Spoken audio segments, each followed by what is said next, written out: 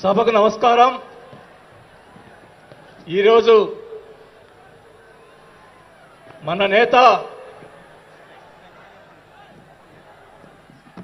జనసేన రాష్ట్ర అధ్యక్షులు మరియు డిప్యూటీ సీఎం గారైన పవన్ కళ్యాణ్ గారి పిలుపు మేరకు ఈరోజు 12వ ఆవిర్భావ దినోత్సవానికి వచ్చేసినటువంటి జనసేన నాయకులకు, కార్యకర్తలకు, వీర మహిళలకు, ఇక్కడికి వచ్చినటువంటి వేదిక అలంకరించినటువంటి పెద్దలు, మంత్రివర్యులు మనోహర్ గారికి, అలాగే దుర్గేష్ గారికి, పెద్దలు, నన్ను పార్టీలో చేర్పించేదానికి ముందుకు నన్ను తీసుకొచ్చినటువంటి వ్యక్తి నాగబాబు గారికి, అలాగే వేదిక అలంకరించినటువంటి ఎంపీలకు, ఎమ్మెల్యేలకు, జనసేన నాయకులకు అందరికి కూడా ముందుగా నమస్కారాలు తెలియజేసుకుంటా ఉన్నాం. మీరందరూ కూడా 12 ఆవిర్భావ దినోత్సవాలు జనసేనకు సంబంధించి అటెండ్ అయి ఉంటారు.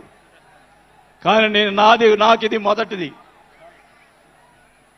అసలు బాలినేని శ్రీనివాసరెడ్డి అనేవాడు వైసీపీ విడిపోయి బయటకు వస్తాడా అనుకొని చాలా మంది మాట్లాడినటువంటి పరిస్థితులు ఉన్నాయి. నాకు క్షమించండి కొద్దిగా, ఎందుకంటే మొదటిసారి కాబట్టి ఒక 5 నిమిషాలు తీసుకుంటాను. దయచేసి మనోహర్ గారు క్షమించాలని కోరుకుంటా ఉన్నా. మొదటిగా నాకు రాజకీయ భిక్ష పెట్టింది రాజశేఖర రెడ్డి గారు. రాజశేఖర రెడ్డి గారు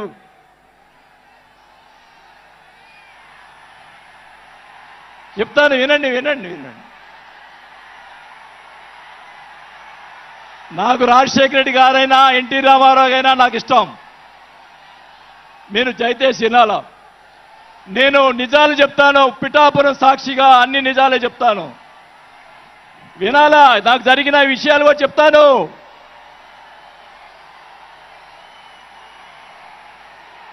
ఆ తర్వాత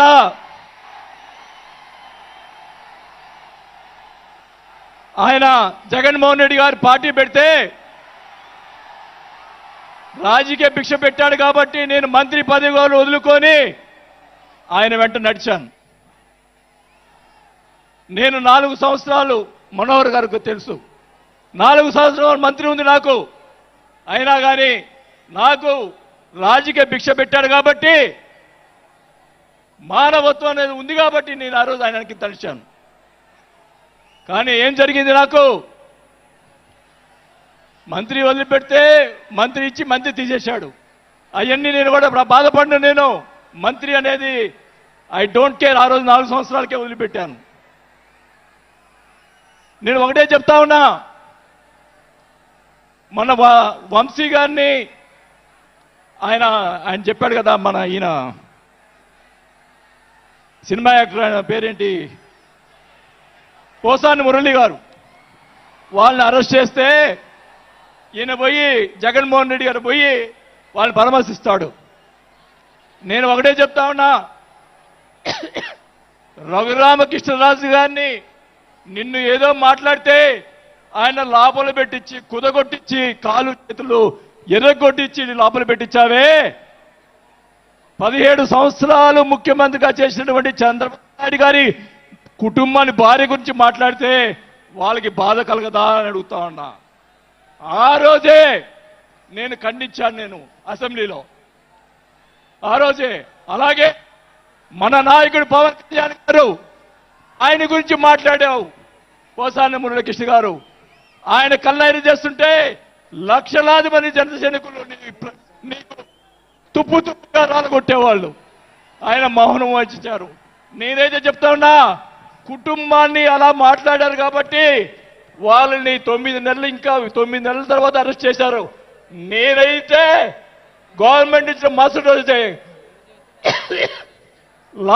లాఠీతో రాలగొట్టించి లోపల వేయించేవాడిని కూడా ఈ సభకు అర్థం చేసుకుంటా ఉన్నా.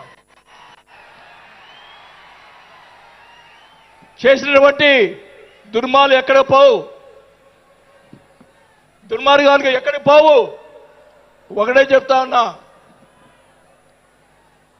నేను 5 సార్లు ఎమ్మెల్యే 2 సార్లు మంత్రి అయినా కూడా నేను ప్రతిపక్షంలో ఉన్నప్పుడు కూడా మన నాయకుడు పవన్ కళ్యాణ్ గారు వైసీపీని ఒకరోజు అందరినీ తిడుతూ ఒక బాలినేని శ్రీనివాసరెడ్డి గారు లాంటి మంచి వాళ్ళు ఉన్నారని చెప్పి ఆ రోజు చెప్పిన రోజే నేను జనసేనలో చేరి ఉండాలి అని కూడా తెలియజేసుకుంటా ఉన్నా.